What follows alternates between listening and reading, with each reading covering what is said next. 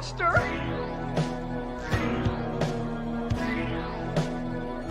We all go a little mad sometimes.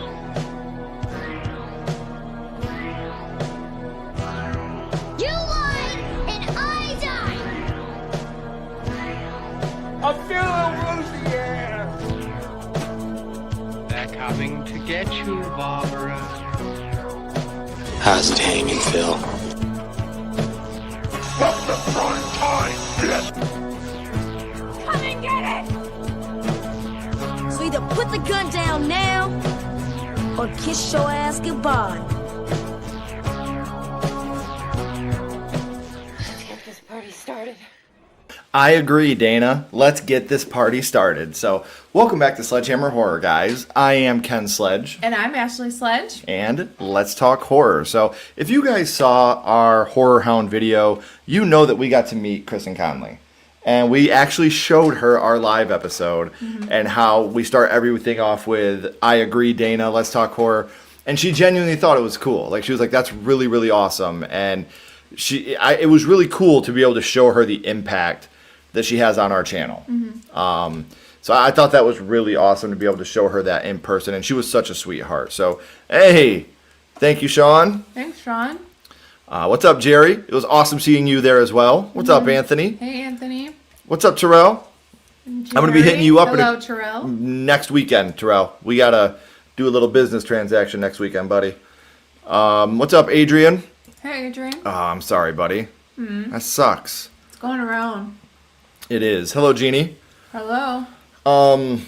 Yeah, so tonight, guys, I'm going to let some people funnel in here real quick. We did start a little early, but tonight we are going to be talking about The Long Walk. We're not going to spoil it. There will be no spoilers in it, so don't worry about that. So we're not going to spoil it if you haven't seen it. We'll talk small plot points, but nothing that you couldn't gather by watching the trailer. We may go into in depth on certain characters and certain things they say and do. We will not be specific about which characters. Obviously, you know that people are going to die if you haven't seen the movie. You know there's going to be a lot of walking, and you know there's going to be a lot of conversations that happen in this movie. A lot of dialogue. I did like the cast. I thought the cast was great. I love the cast. And like I said, at 8:05, we'll actually start talking about the movie. Because I know there's something I want to talk about first. Because this movie did something I think that is very rare, especially in a horror movie. So I'm excited to talk about that. I was about to take a long walk out of here if there were spoilers. No, Bradsky, thank you. No, we'll do a little bit of a spoiler thing at the end, but we'll give a warning before we do spoilers. No, dude, it was awesome seeing you, man. Whenever we get to see you, Jerry, it's always a great time. You're such a great, kind dude, and you're so generous with your time, and we love to be able to spend time with you guys. Heck yeah. So like I said, we're not going to go too deep into it until the end. Like maybe the last 10 minutes we'll do some spoilers. But up until then, I just want to talk about how this movie affected us, really. I have not stopped thinking about this movie since we watched it. Like, I want to watch it again. yeah, this movie has been on my mind since I walked out of that theater. It was every bit worth it. I think that this might be, it's in my top 3 favorites of the year as of this time of recording. We are, for me, in no order right now, my top 3 favorites are going to go Your Host, Weapons, and The Long Walk would be my 3 favorites of the year so far. Hoping that changes tomorrow when we go and see Him. I'm really excited about it.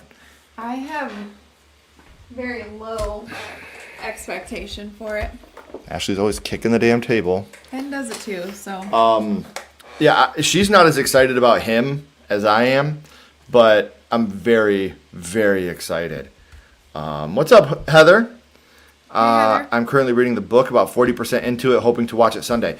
Something I will say, we went and seen it with a friend of ours that has read the book, and he actually reread the book before viewing, and he said that there's enough differences to make the viewing worth it, but it's enough of the same to where they don't butcher the book. He said he was really happy, and this was his second viewing of the movie. We were talking about it at Horror Hound, and he was like, "I'll go see it again." We were like, "Well, dude, let's go. Let's do it." Which is a tradition we'd like to do, Jerry. Every year at Horror Hound, we want to go and see a movie after the show from now on, because it's so much fun just to go out. And we didn't take any notes, so everything we're going to be talking about is strictly from memory. We want to just go out and hang out with friends and watch a horror movie, and not do a review on it. But like I said, I haven't stopped thinking about this movie. Look at this competing for the long walk, working at a 9 to 5, rewatching Jason Goes to Hell.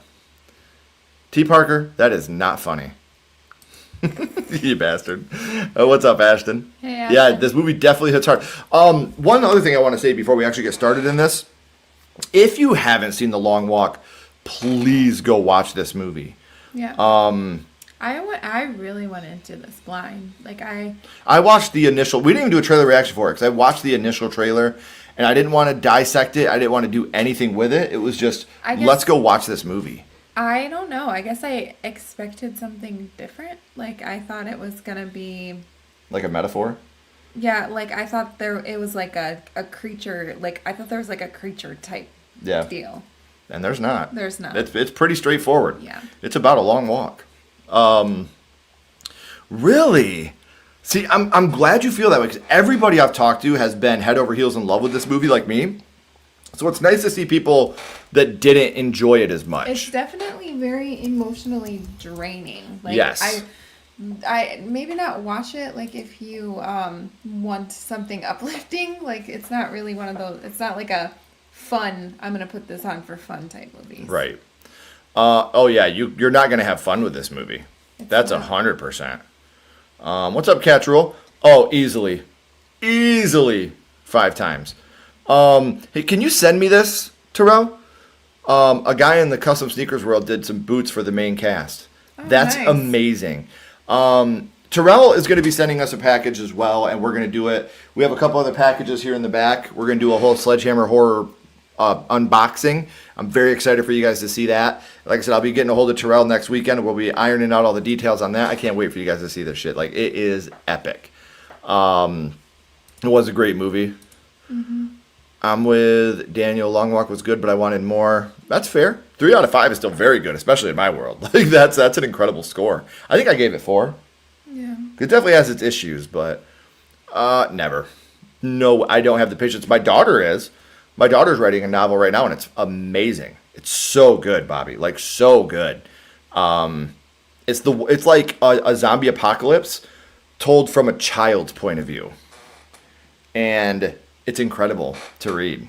Mm-hmm. How a child can try to anticipate what's going to happen next and try to survive this world of the dead. It's awesome, man. And they're not called zombies, though. I'm not going to tell you guys too much because she's genuine. I have a couple of guys that are reading over it and giving her notes and stuff like that. It's incredible. She's doing a really good job. Until I watch Really? No movie ever? I cry at fucking everything. I mean, I don't cry like he does. I cry at everything. The Long Walk did make me cry. Everything. I felt like it was very bleak and depressing. I wanted more world building. And I get that. And like I said, we'll talk about that. JBS, the creator. Please. Competing the Long Walk, rewatching Halloween Ends. Forget. You sons of bitches. True story. Don't encourage them. True story. Oh, that is whack. I'm rewatching Halloween Ends first every time.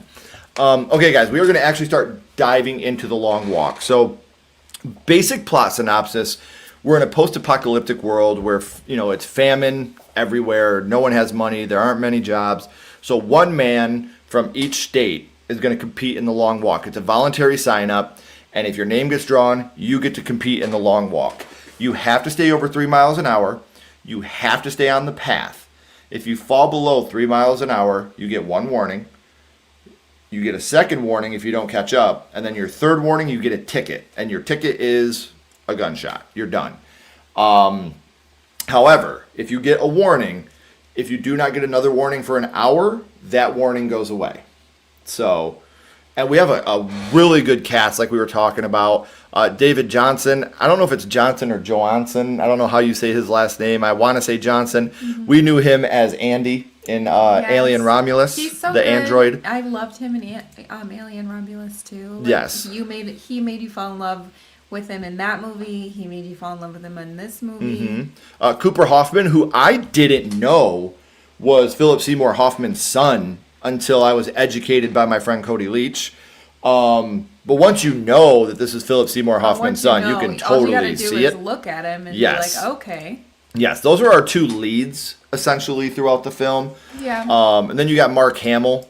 He plays the Major, and he's a major dick. Mm-hmm. He's kind of the one that created the Long Walk. He's kind of the one that leads the Long Walk. Then you got like your side cast of characters. You got Ben Wang that plays Hank. He's like your comedic relief. Yeah. I feel like. Roman Davis that plays Curly. Garrett Waring who plays Billy Stebbins, who is important. We'll talk about him more at the end. And then one of my more interesting characters, Charlie Plummer, who plays Barkovich. And what I wanted to say about this movie that is different than especially most horror movies, this movie doesn't have a true villain character, with the exception of the Major, who's such a small character in the grand scheme of things that he's not on the screen at all times. No, but he's definitely the villain. I know, but I mean, there's no character in your... You don't like him. No, but in your main cast of walkers, I hate saying it like that, 'cause they're not zombies by any stretch, but the people that are doing the walk, there's not that one character that's inherently evil or bad. A part of you roots for every single one of these characters, and that's very rare to me. This is one of those movies where it's hard to pick a favorite character because you really fall in love with all of them, in my opinion. Yeah. I know there's a character you weren't too fond of, Barkovich, but man, this might sound like a stretch, but The Long Walk might be the best movie I've ever seen. And Cat's Rule, that's fair. That's fair. What's up, horror fanatic? Hey. How you doing? I just feel like What's up, Ryan? this movie, like with the lack of like stuff going on, the dialogue and like, you know, just being on these people, like they did a phenomenal job. There was never a point where I was like, okay, these This people is- are still walking. And there was never a point where I was just like, What's up, this Glory? is boring. Like, Right. when is this going to be over? Like, they, even though they're just freaking walking, it's like you still are Intrigued. intrigued. Hey, have a good night at work. I'm glad you popped in, Matthew. I hope the night goes fast for you. Have a good one. The Long Walk is pretty much the Hunger Games but walking. It's directed by the Hunger Games director, and 2 out of the 5 stars. I definitely get that. I get Listen, that. Phillips, was he in? I didn't know that. I did. I felt sympathy for him too. Love the Terrifier shirt. It's funny. My aunt bought me this. She sent it from North Carolina for me, and she was like, "You think Ken will like it?" Ashley was like, "Oh yeah." So Aunt Kim, I love it. Thank you. Yes, Ben Wang. I thought Ben Wang did an amazing job as Hank. I thought he was great. Yeah, I predicted a couple parts, but it didn't ruin it at all for me. Mm-hmm. So one thing that I want to take away from this movie, and I hope more people take away, is in a situation like this, it would be so easy to say, fuck you to everybody around you. Mm-hmm. You know what I mean? Like, all of us, because the walk is infinite. There's no finish line. You go till there's one person left. Yes, there are a couple plot holes in the movie, for sure. But we'll talk about those more at the end of the stream. It would be so hard to make friends in this situation and find the positives. And I think that part of why I love this movie so much is Garrity and McVries, or McVries, I think it's McVries, their friendship and how they start the Musketeers.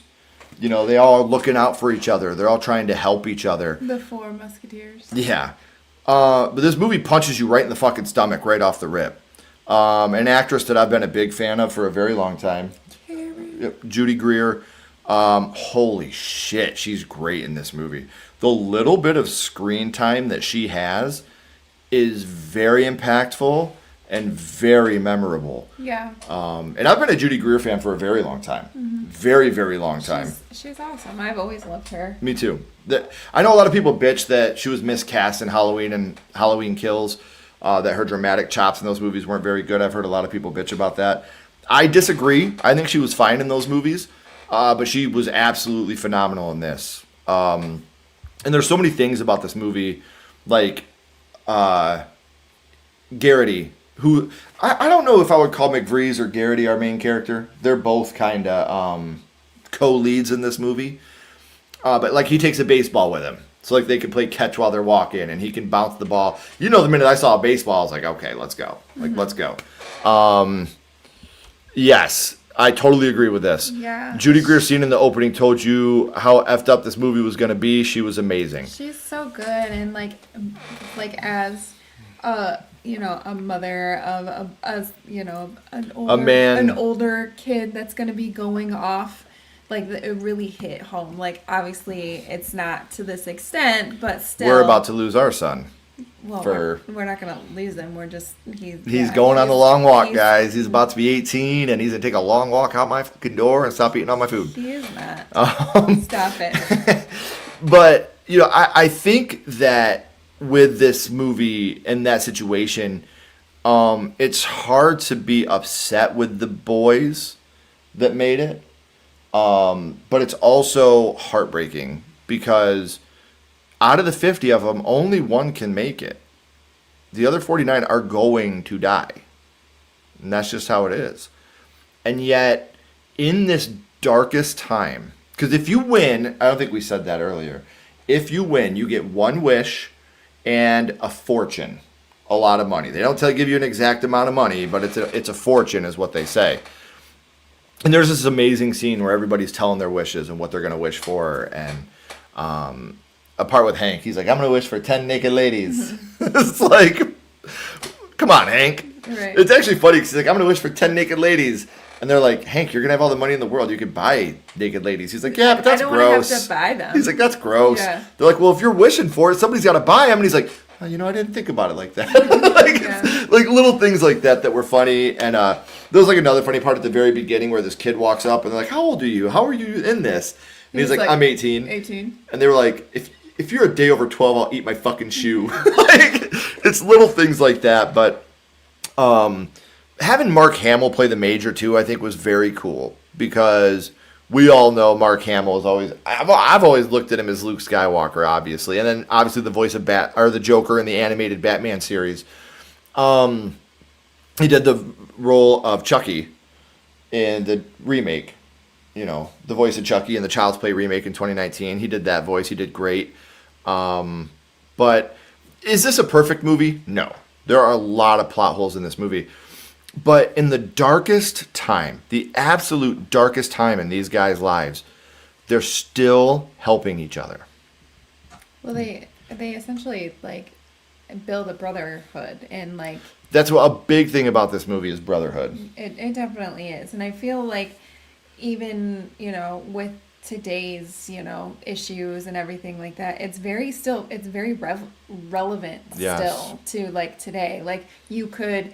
you're supposed to love thy neighbor, and you could just be like, screw you, I don't feel the same way as you do. But in this, it didn't matter what color, what, any of that. They built this brotherhood. They even hinted at one of the main, I'm not going to say which character because this might be spoilery.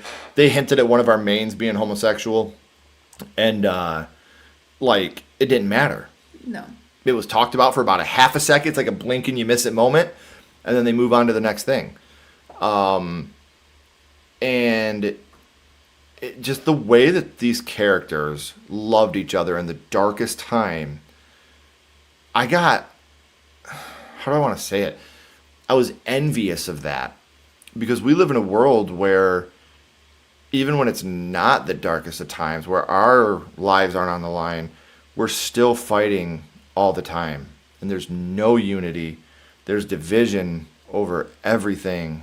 And, scary and heartbreaking. A little personal story. My nephew, who I'm very close with, I talk to every day, he texted me about the big situation that happened recently. And he asked me if I watched the video, and I said, unfortunately, I seen it, yes. And he said, yeah, I seen it too, but don't worry, it didn't affect me. And that fucked me up. Like, you know, you're 14 years old, and you're so desensitized that you see a video like that, and it doesn't affect you. And again, this is not his fault, but that's the world we live in, is we're so desensitized to that stuff that it doesn't even bother us. A school gets shot up, and it's like, oh, well, there'll be another one in a couple days, so why does it matter? And it's just like... Well, in the field that I work in, I see, you know, violence and stuff like that come in all the time, and sometimes we save them, sometimes we don't, and I'm just supposed to move on to the next patient, move on to the next thing, and just forget about that. Right. And I texted my nephew, and I told him straight up, I said, listen, I hope that my genuine hope is by the time you're old enough to have a family, just like with my son and my daughters, by the time you're old enough and you have a family and you have children that you're bringing into this world, I hope that we get to a point to where that does bother them to see stuff like that. You know, where it is upsetting to see things like that. Mm-hmm. It hurt me to know that my nephew, who I love very, very much, I don't think it's any secret how big on family Sledgehammer Horror is. You know, we're very, very, very big on family. To know that that didn't affect him. And again, I'm not trying to say this is his fault or it's any child's fault. But I've seen a lot of kids talk about how, I've seen worse. It's like a human being was killed. Like, my head would have exploded off my body if I saw that when I was a little kid. Yeah. So it made me envious of this movie, because there's even a line in the movie where he, one of the guys says, I think it's McVries. He says, man, because obviously when they shoot somebody, it happens right behind them. And he says, I hope that this gets, I hope it doesn't bother me long that this is happening.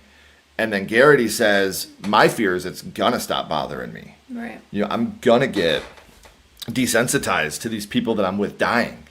And that's hard to think about. Mm-hmm. And when you're in a movie like this, you're rooting so actively for every person. And when you know someone's about to get their ticket, your heart's breaking. There's a couple especially where you're like, no, get up, please, get up. And it's hard to watch, like, because you're genuinely vested in every single character. And you're genuinely pulling and hoping that every single one of our characters in this movie can somehow survive. And this movie was written by Richard Bachman, Stephen King, and I want to say this came out in the early 1979. 79 is when the book came out? Yep. How sad is it? I really do want to read it now. I would if I was a nerd, but I'm not. How sad is it, though, that I'm kidding, guys. I'm kidding. I would love to read it. A book that came out in 1979 is still just as relevant today as it was in 1979. You know, and I love with McVries and Garrity, you have an African American lead, a white lead, and they both talk about all I've ever wanted was a brother. You know, and you got a brother now. Like, I am your brother. Mm-hmm. And what I love about this is one of the shots looks fucking incredible. Like, me, Ashley, and Anthony, all three of us, it was visceral. Oh, holy shit. Mm-hmm. Obviously, Jim and Connor were like, yeah, we've already seen the movie. You know, but at that moment, me, Anthony, and Ashley, and Ashley, because Ashley, Ashes to Ashes was with us too, mm-hmm. all of us were just like, holy shit, no way this just happened. Because it looked great. But what they did with this movie was just made it so that not every gunshot is seen. You don't see everybody die, and you don't have to. And I think that it's great that they do that, because this is one of those movies where less is more. Mm-hmm. Like I said, when you get the one that I'm talking about, it's enough. Yeah. Like, it's gnarly. I was like, damn, that was incredible. But this isn't a movie where it's like heads getting blown off, and there is another scene with a tank that's pretty gnarly. So it has enough, of the blood and the guts and the stuff that we all love, but I probably cried 7 to 8 times in this movie, I would say. Mm-hmm. Like, there's one, and I'm not going to say which characters these are. One of the characters goes nuts and grabs one of the soldiers, tries to grab a soldier's gun, so he gets shot. And one of the other guys goes back after him, so he's losing his time. And he's trying to get him up, and he couldn't get him up. He can't get him up. And finally, Garrity runs back and pulls him. So Garrity's got him, and he's like, please, he's calling my name. He needs me. And it's like, we've all felt that way when we've lost someone that's taken their own life, especially. Mm-hmm. Like, he needed me, and I could have been there. If he would have just called me, I would have been there. Like, I should have been there, and I would have been there. And that moment hit me really hard. That was one of the moments that, ripped me apart from the inside. Yeah. It was just watching him in real time. Be like, I just watched my friend die, and I couldn't save him. I should have saved him. Mm-hmm. And that was rough. That was rough. Let's catch up on the chat real quick. Yes, that's where we left off. Mm-hmm. She proved me wrong with her emotional performance. It was so good. How far would we get in the long walk? About half a mile. I think I could. I mean, I wouldn't win, for sure. But I do walk a lot. A lot. But I don't know. Because, one, I'm almost 40. And if I'm walking with a bunch of kids, I'm not going to make them die. Okay, 2, if your feet are bleeding, you are complaining, you ain't walking. Yeah, you're done. True. Once my feet get like that, I'm out. Your feet are like mush because you've been walking for At that point, though, I'm going out fighting. I'm going after one of the guards. I'm going out fighting for sure. But I could walk for a long time. 2 mile tops. No way. My wish would have... It took me a minute to comprehend what you were saying. T. Parker makes it all the way through. Can we get the 4K of Scream 4? Yeah, that is 100% true. Yes. And this is true. Post-2000 generation raised on the internet and social media, you can't escape anything anymore. It's true and it's sad. No. Yes. And that quote hit so hard. That quote was very... You know what? If current events wouldn't have been happening, maybe this movie wouldn't have hit as hard as it did. It still would have hit hard. This movie is fucking fantastic. But current events definitely opened your eyes to what world that was in compared to ours. That's good. Because it doesn't need to be. I mean, yeah, it's about brotherhood, but I just think that it's relevant, to show, like... A black and white brother. It doesn't matter, color. Yes. It doesn't... Color or... any of that, it shouldn't matter. Right. I get it, T. Parker. We should love everyone. Yeah. It was like, can you please do it? He ain't gonna keep walking. Yeah. Can you just fucking do it, please?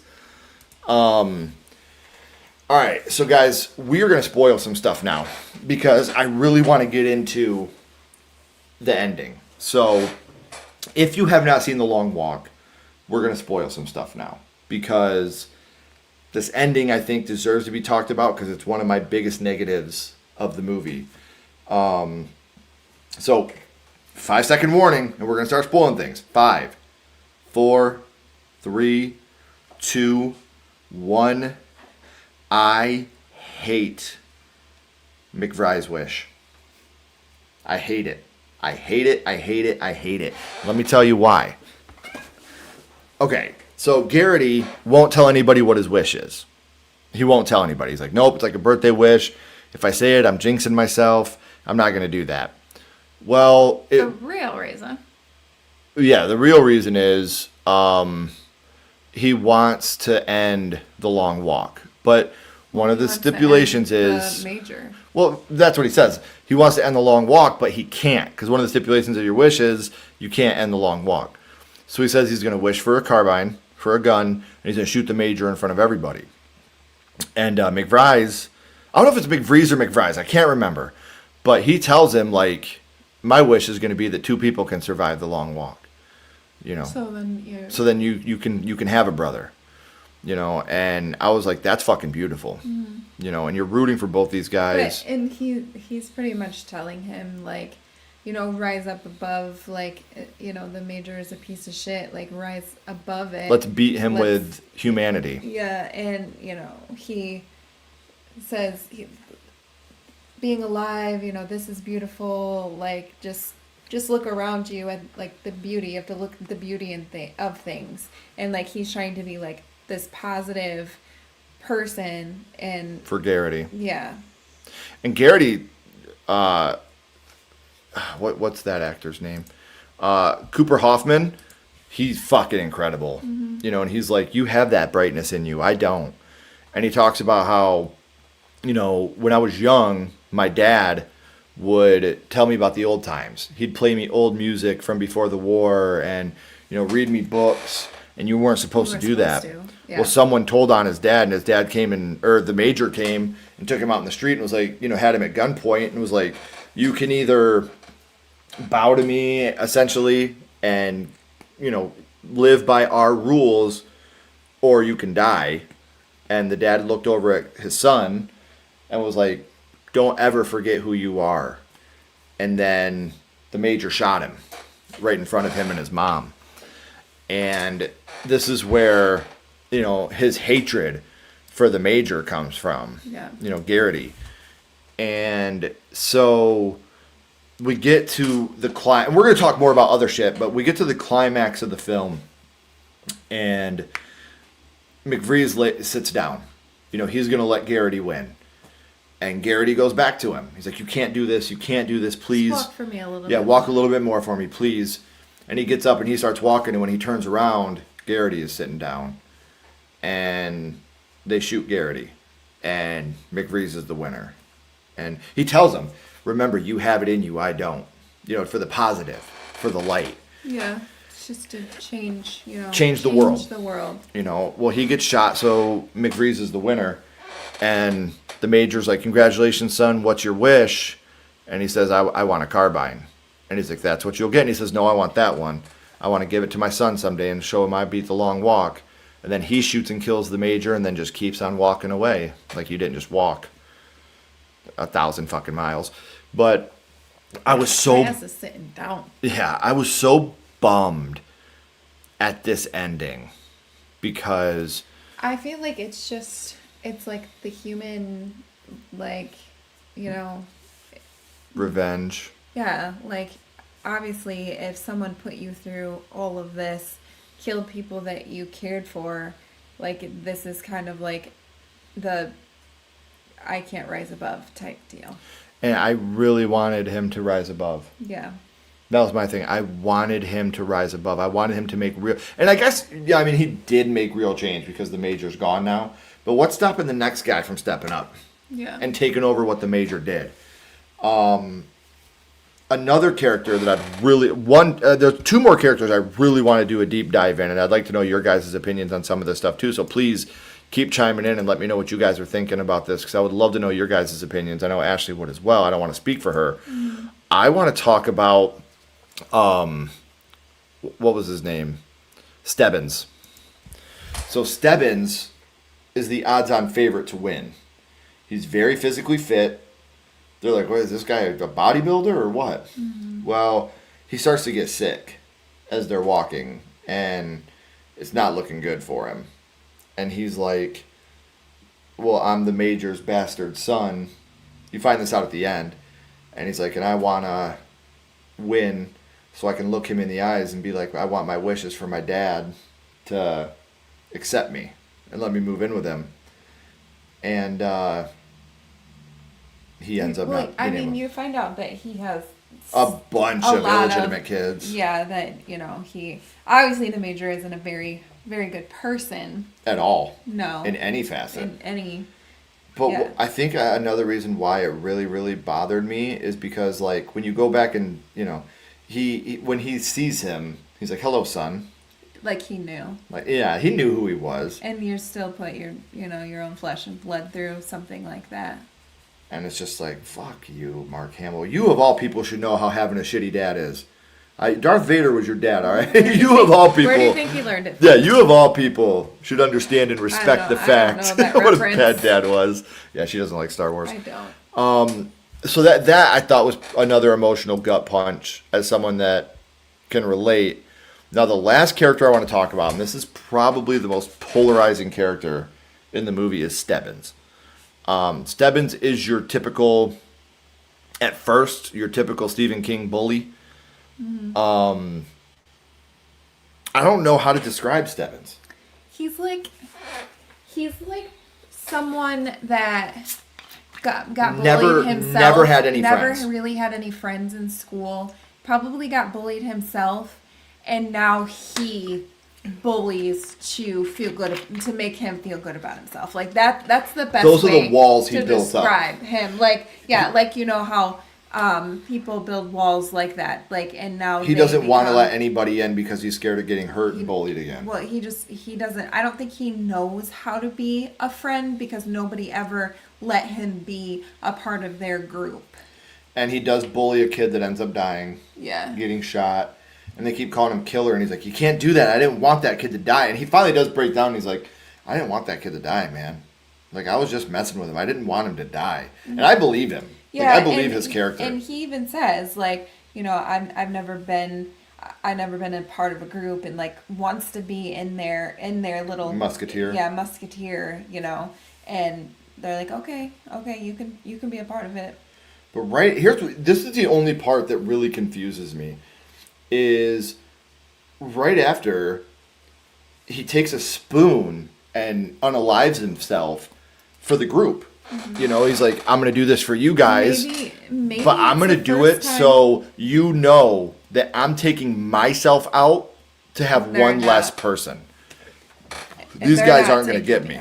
I feel like it was his like way of finally feeling of like getting he belonged. Redeemed. Yes. He belongs, so he feels like because you guys, you allowed me to be a part of your group. Now I'll take myself out for you. Like that's kind of how I felt. Right. And I identified with Stebbins a lot. He was very anti-government. He was very that's the type of guy I would probably be in that situation. I'd be a lot kinder, obviously. But well, I mean, also, like you said, it would be really hard to want to get close to any of those people because I love too easy. They're potentially your rivals. Like, if you aren't winning, you're dying, and they're the ones. So, but yet you still want them to succeed, but you don't want to die. Like, it would be a really weird feeling. And especially someone like me that falls in love so fast with people. Like, I'm so wanting people to be good. Yeah. That I try to see the good in everybody and try to give everybody that chance. I wish I was like that. Me and her are the total opposite in that way. I'm definitely the one that has my walls up, and it takes me a very long time to give anybody a chance. And I'm the guy that's like, come here, I love you. Yeah. And I guess my walls are my resting bitch face that I have, and people just think that I am an asshole, and it's just I'm not. It's just like my defense mechanism. Wait, you're not? I'm not. I'm a nice person once you get to know me. Once you get to know me, I feel like you love me. But it takes a long time for me to allow people to get to know me. But with Stebbins, like I said, to me, he was the most polarizing character. Because you wanted to hate him, but you could see the pain in him. Mm-hmm. You could see, and that's what I love. What was the guy's name that acted him? When he loses... Charlie Plummer. When he starts to really, lose it, you can just tell, he's got pain in him. He has a lot of pain in him, and when he takes that spoon... Even when he was bullying that kid and the kid fell down, he was like, get up! Get up! He was trying to get him up, please get up, please. He didn't want him to die, and then he got taken out, so... And you could see right after that kid got taken out that it affected him hard. Yeah. And he says it, I didn't want him to die, man. I don't want anybody to die. But when he does that with the spoon, my interpretation of that was, you guys have accepted me now. I'm going to give my life for you. Yeah. One less person for you guys to have in your way. But I'm those not gonna motherfuckers aren't taking me I'm out. not gonna give them the Yeah. satisfaction. I'm gonna do it myself. I'm gonna go out my way. Yeah. Which was a cool way for Stebbins to go. I feel like that was the perfect way for Stebbins to go out. He gave his life for them without giving those soldiers the gratification of taking him out. Right. I thought that was awesome. Absolutely. And now, like I said, you get to the point where you have your final two of Garrity and McVrees. And you love them both And so you're like, much. please, please, can they just bend the rules this one time? One time, yeah. And- Again, with, with his mom, when Judy Greer. Yeah, Judy Greer, when they're walking through the town that she's in and she sees his shoes have fallen off and his feet are bleeding and she's like, your feet, like, I'm just like, oh, like. And he's trying to run to her and she's like, don't. Because if Keep going, go. if you get off the path, they shoot you. Yeah. Like right there, you're done. And he sees her and he's like, Mom, I'm so sorry. And he realizes, like, I did the same thing my dad did. yeah. You know? And, that moment is so rough. And what I love about that is right before, because they're in Garrity's home state. He's the hometown boy. Right. And they're all like, oh, you're going to get to see your family, blah, blah, blah, blah, blah. Lucky, blah, blah, blah. And they're treating him like shit. And McVrees is like, actually, I think that's going to be harder. And Garrity's like, you really think it's going to be harder? And he won't answer him. But yeah, it's going to be harder. You got to see your loved ones, and you can't go to them. You can't embrace them. You can't tell them you love them. You got to keep going. Well, but his goal was to make it to where his mom was. And he did. He did get to see his mom one last So time. he could see her one last time. And when he sat down at the end, I was like, because I thought that McVrees was going to give his life for Garrity. Mm-hmm. For sure. For sure. And he tried. But Garrity wouldn't let him. And that to me was, so many there was a Native American character that was a badass too. Yeah. And he went out like a warrior. Like he was just like in the book, that's two different people, is what Jim was telling us. They mixed that into one character. And he went out like a banshee, man. That guy was awesome. Like he was just a badass. He took one of them out. He took one of the guards out. Yeah. Because he was another one that was like fucking pigs. Mm-hmm. Like he was another anti-government guy because the government's forcing them to do this. Brother against brother. I was expecting more from the ending. I like how they say, they say we have a choice, but... We don't. But, I mean, has anybody ever said no or not accepted? Has anybody ever not signed up? Yeah, so... And that's when they all start thinking about it. They're like, yeah, we don't have a fucking choice. Everybody signs up. We have to. It's our only option. Right. I know one of the two would sacrifice. Yeah, so did I. And it didn't matter. Like, I was going to be sad no matter what. Yeah. It went against the message of, thank you, Teep. That's what I was trying to say with my long-winded thing. This whole movie was a message of hope and a better tomorrow and building a greater society. And I was not happy when he did that. You predicted it was his son. I had a feeling it was his son. I didn't see that one coming. See, I feel like he did get redemption, man, by how he took himself out like that. I thought they were going to have him. That's what I thought. When he said, I got plans for you, I was like, oh, great. This is our fucking Henry Bowers right here. Mm-hmm. Like, that's what it's going to be. And he wasn't. I thought that was a good twist. Yeah, the Indian guy. He did. He did. He really, really did. Nathan, random, but I keep seeing trailers for The Strangers Chapter 2. It looks good. Can't wait. It's going to be, I hope it's better. Yeah, we'll see. Imagine how devastated his mom is going to be when she finds out her son went out the same way her husband did. Exactly. And Judy Greer was so fucking good in this role. Like, your feet. And as a parent, that shit fucking hit hard. Your son too. Like, it's just the love for a mother and her son is just way stronger than anything. It's just a crazy, crazy love. It's funny because. Don't get me wrong, I love my girls. It's just a parents love. Don't choose favorites, but I have a much stronger love for my daughters than I do my son. I wouldn't even say it's stronger. It's stronger. And for me, it's not stronger. It's just different. Mm-hmm. And I feel like it's because you feel like you need to make him a man and you need to make him strong. And I feel like I need to protect him. And I feel like it's because you understand manhood and I don't. And so you understand womanhood and I don't. Right. So I feel like that's kind of how, like, I'm a lot softer on the girls. Yeah. Always have been. I don't want this to be misconstrued. My son's my best friend. We spend every night together. We work together on the weekends. I love my son. I would John Q the shit out of myself if he needed a heart. You know what I mean? Like, I would do anything I could for my son. But the protection love I have for my daughters it's a different type of love. And to see the mother screaming for her son I so absolutely harrowing. Yeah. And as someone that lost their mother, like, that's a scene where it's like, I know that would be my mom. Yeah. My mom would have been, come on, don't do it, please. Your mom wouldn't have taken you. She would have no locked you in her way. basement. For sure. My mom, I wish that our Sledgehammer horror community would have been able to meet my mom.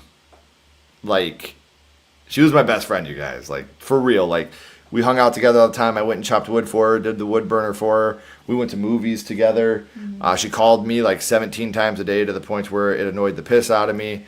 I'd give anything for one of those calls now. For sure. So seeing a scene like that was just like, ugh, damn.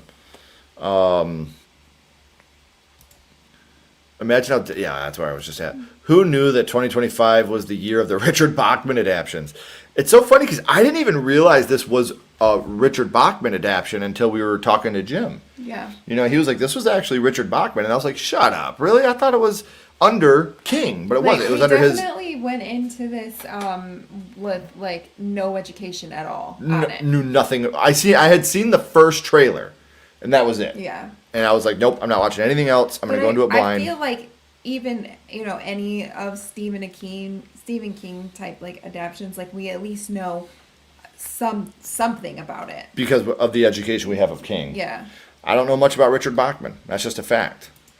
Perfect job. Thanks, Nathan. Gilmore guys. I agree, bud. Yeah. You knew her. You loved her, For those that don't know, this is my boy Nathan. This is my dude. Like, one of my family members right here. Plot points and endings. Ooh. See, I didn't know that. I'm really excited for this, though. Is the Black Phone 2 Scott Derrickson's audition tape for a new Elm Street film? I believe so. Mm-hmm. And Madeline McGraw filled us in on some cool shit. Yeah. About the Black Phone 2 that we can't spill quite yet. But all I'm going to say is she had an amazing time filming the Black Phone 2.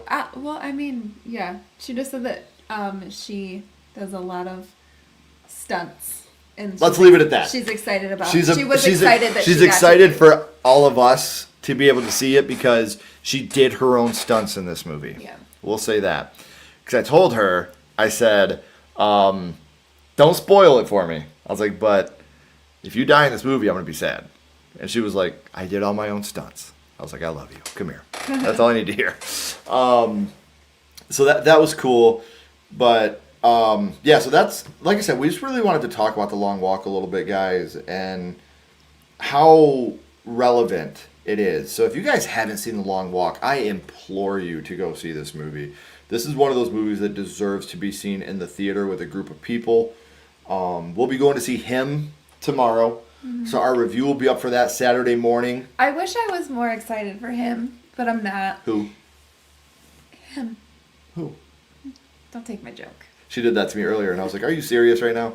I said, I got a lot of clips for him. For who? I was like, So yeah, tomorrow, actually, tomorrow morning. Maybe it'll blow me away and I'll love it. It'll be my favorite of the year. We So, can only hope. Tomorrow morning at 3 a.m., so like 5 hours from now, our review of Haunted Hotel, the new Netflix animated series, that comes out at 3 a.m. midnight Pacific time. Our review drops at 3 a.m. midnight Pacific time. Guys, please watch Haunted Hotel. Please. It is a funny series. It's from the creators of Rick and Morty. And it's funny. You really can't say anything. I can't. I really can't. I'll get in trouble. Yeah. The embargo is lifted at 3 a.m. But watch our review. This is the first time that Sledgehammer Horror did a review on a series. And we went so deep into it that we reviewed it by episode in our review. In the Sledgehammer reviews, we go through each episode. So please make sure you check it out. We watched the whole thing in a day. Mm-hmm. You know, it was incredible. We love you too, buddy. I hope I get to see you tomorrow. Bring the tissues. Are you talking for the long walk or him? Have you already seen it? Let me know, Terrell. Oh, man, you're going to be crying again. Love your Horror Hound interview video. Of course, my fave was you guys interviewing Richard Harmon. Here's what's crazy. Real quick, another time out before we head out. Richard Harmon and Jasmine Savoy Brown earned so much of my love this weekend.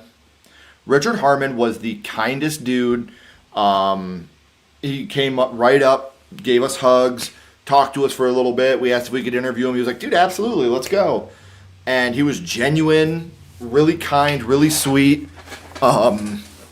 Jasmine Savoy Brown is a queen. Yeah, she definitely took time with every single one of her fans. Every single person that went to her table had her undivided attention. She had about a 20-minute conversation with this guy about LGBTQ rights and the movements, things that she does. We were sitting there, I don't want to say eavesdropping because we were the next person in line, but she was giving him advice on things to do and places to seek out for other people like him that are having a rough time with this. And she made the other people wait. She's like, this is an important conversation for me. And we were all like, oh, that's fine. You know what I mean? Like, you're helping this kid. You're doing a great thing for this young man that's obviously very nervous. And then when we came up, if you watch the interview with her, you'll see at the end, I go to shake her hand and she's like, no, I'm going to give you a hug. And like, she hugs me. And I told her when I hugged her, I said, listen, we've met a lot of people. Very rarely do we meet people that are as kind and loving and sweet and genuine as you. I've always liked Jasmine Savoy Brown. I had an amazing... we've never really had a bad experience with anybody at Horror. One bad experience with Horror Hound. It wasn't even our experience. And it wasn't ours. It was the people in front of us. But she was amazing. And then, I can't even think of her name. Esther. Isabel Furman. She was incredible. She told us after Horror Hound, she was flying out to go film Orphan 3. So they're going into production on Orphan 3. I tried to get her to spill some beans to me. She was like, hell no, get out of here, kid. I don't think she called you kid. No, You're way older. I'm older than her. But she's like, nah, I'm not doing that. It's like, damn, I tried. I'm curious, though. I'm very curious about that. And then the cast from Cabin in the Woods was so cool. We got to meet, she wasn't doing press, but we got to at least meet, what's her name? From The Exorcism of Emily Rose. Jennifer Garner. Not Jennifer Garner. Jennifer something. Yes, there is going to be an Orphan 3. Isabel Furman confirmed it to us, which was really cool to have that. You know, like she was like, I'm going to go film this movie. And we were like, you're going to do what now? What the hell? Jennifer Carpenter. Mm-hmm. Jennifer Carpenter, I apologize. Yes, there you go. Thank you. And we got to meet her. She wasn't doing any press, which obviously Ashley and I totally respect. We always ask first. You know, hey, are you okay with this? We don't ever just walk up and put a microphone in someone's face. Oh, Ryan, I know. Gosh. I don't know, man. I don't even know how they can do that now, like, in this day. I don't know, like. Yeah. So this is confirmed. I was going to make a video on it earlier, but the news of this broke about 5 minutes after the news of the Grave Encounter stuff.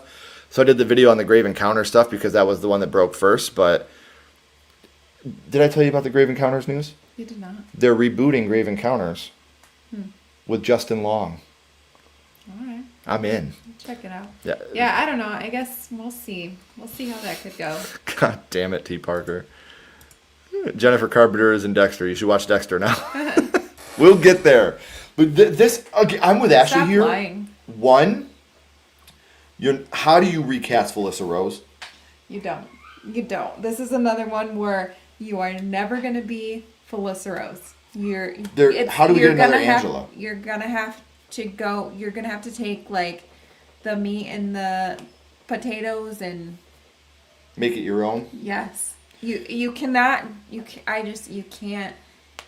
do it. No one's going to accept that. Like, I don't feel like. And especially with the forced transition in this, in the original movie. Yeah, I just don't see how in today's time that's gonna work. Right.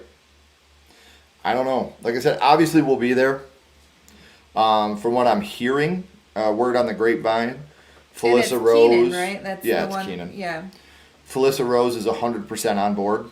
She might, who knows? She might have a cameo in there somewhere. Just grapevine stuff we're hearing. But if she's on board, how can we not be? Yeah, I mean, obviously, Yeah. I will check it out, and we'll see. We'll see. Right. I'm gonna try to stay positive and say that hopefully it's in good hands with Keenan Right. and. See, and I agree. No, it can't be any worse than that. But my thing is, like, is this going to be like a full reboot? Or is it, I would rather see because I don't think you can reboot this movie. Like, where it could be successful is because Sleepaway Camp, outside of the horror community, isn't a huge, Yeah. title. It's not a big title. Like a Friday the 13th or a Nightmare on Elm Street. So it could create a new audience, but how? How are you going to do that? How are you going to tackle these sensitive issues in today's world? Yeah, that's that it really is. That's gonna be tricky.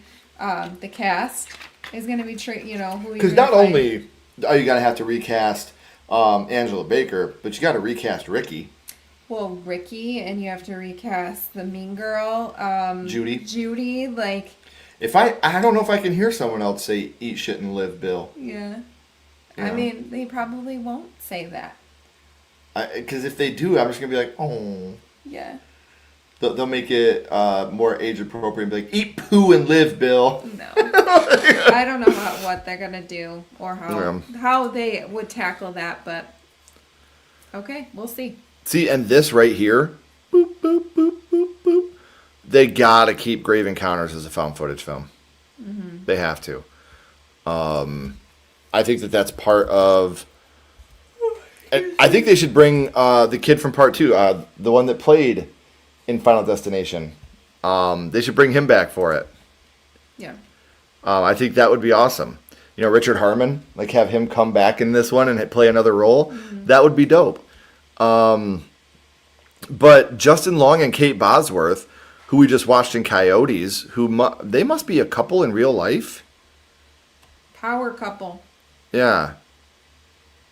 Justin, who is producing alongside his wife and frequent creative partner, Kate Bosworth. I never knew that. Wow.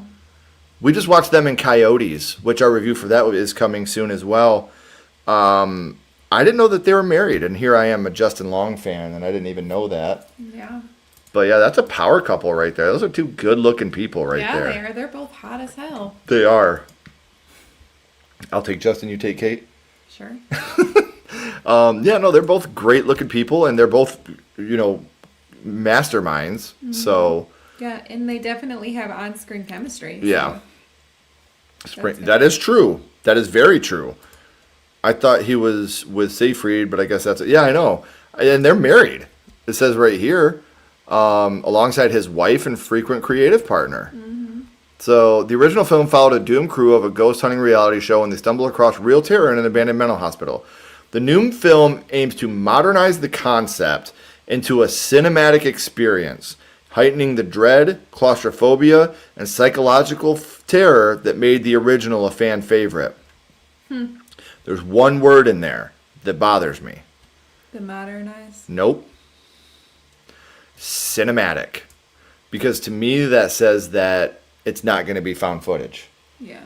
It's going to be a cinematic, which is, It can still be cinematic and be found footage. But here's what's even crazier. Colin Minihan, who wrote and directed the original film and Grave Encounters 2, are set to develop the new film. Well, then why wouldn't they make it? Right, but this is what's even crazier. Most recently, Minihan directed the killer canine comedy Coyotes, set to debut on September 20th at Fantastic Fest. Long and Bosworth both star in that film. Yeah. So Minihan also did Coyotes that we can't talk about it. We liked it. That's all I can say. But our review for that comes out Monday. Uh-huh. Monday the 22nd. All right. Or no. It comes out the 29th. We couldn't release it until the 29th. Monday is killer content. Be looking for that review on Monday. Yep. Justin is my good luck, Ashton. Get in line, Justin's mine. T, I'll fight you and lose. Yes. Oh man, Gonjiam Haunted Asylum is amazing. Holy shit, that's a great movie, and it's scary, very scary. So, man, again, we want to thank you guys so much for coming out and hanging out with us and talking about The Long Walk and other horror news as well. Tomorrow at about 1 o'clock, we will have our out of theater reaction for him. And then tomorrow we are going to record and edit the review, but we're going to release it on Saturday because I don't want to take away from our haunted hotel review that comes out tomorrow. Please watch that review, guys. Please. I never ask you guys to watch anything. I don't, 'cause I feel like that's corny and lame. Please watch our haunted hotel review because not only did we put a lot of love, heart, and soul into this, it makes us look better for Netflix when a lot of people watch and they keep giving us stuff. So please check out our review tomorrow of Haunted Hotel and share it around to everybody. And make sure you're watching the show too. Don't just watch it because you like us. Go watch the show because it's really funny and we're going to rewatch it again. Kenley, when she saw our thumbnail the other day, was like, I want to watch that. You know, she loved it too. It's fun and it's a blast. So I hope you all have an amazing, fantastic night. We love you all.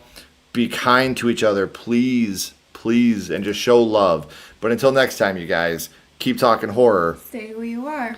And we'll see you guys soon. Bye, guys.